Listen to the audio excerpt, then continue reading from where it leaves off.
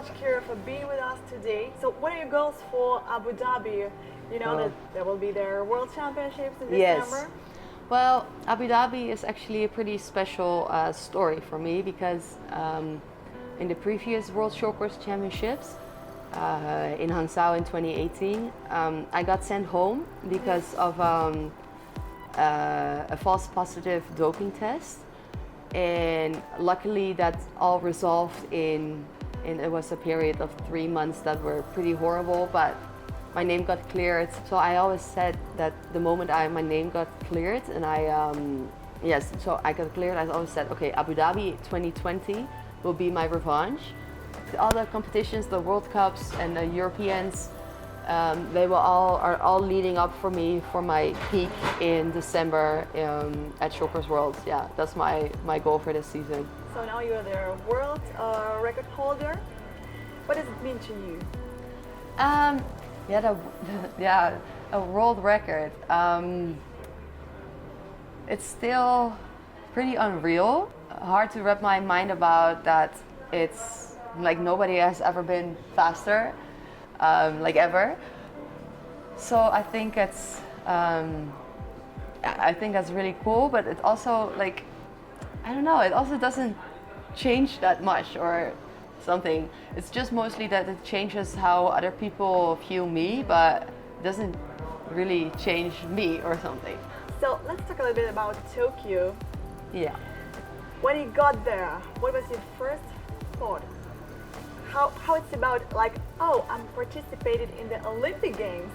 Wow. Yeah, I think that thought is more something I had in my first Olympics in Rio.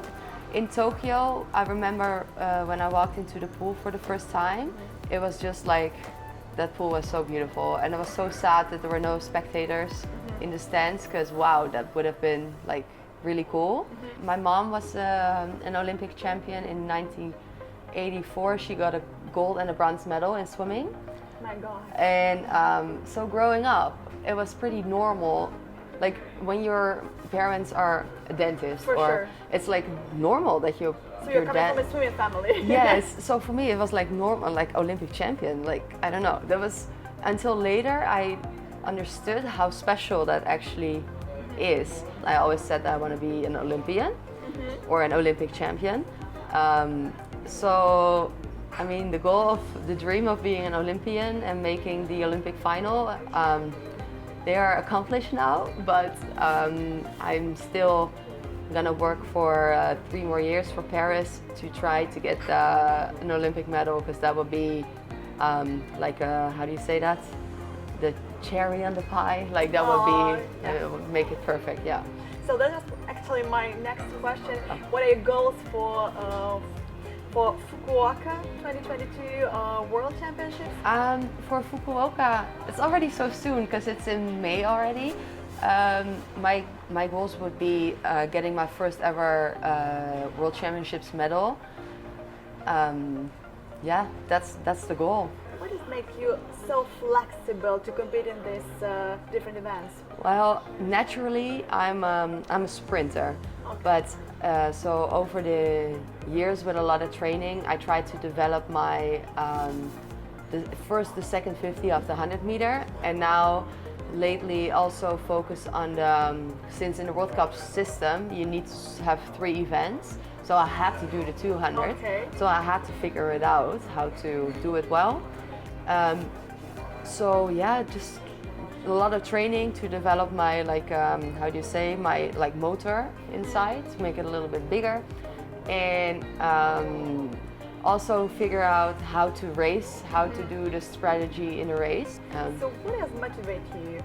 You know, victories, medals are motivation, or depends? I really get a lot of joy out of improving myself. So setting little goals could be like very easy.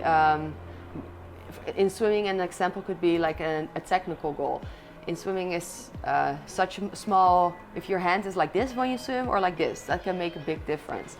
And so we have this camera system in our pool at home that during practice, we would take underwater footage, and then you can really see how your hand is positioned. And it took me about a year to get my hand finally in the perfect position. And every time it was a little bit better, it gave me such a moment of joy. And then like I remember the one moment that my coach was like, oh wait, come look at this. And it was like, well, it's never perfect, but at the time that was like the goal I set a year prior to that. What helps you to relax and to deal with the stress before competition? Usually, well, I get nervous before competitions. I think that's very normal. I don't get nervous for all competitions anymore though. Like, for example, right before I had my first European Championship gold medal on long course, the only thing I told myself is, okay, you know what to do, just stay calm. Great. Thank you so much, Kira. That was really fantastic and an amazing interview. And I wish you all the best. Thank you. Great victories in your career. Thank you.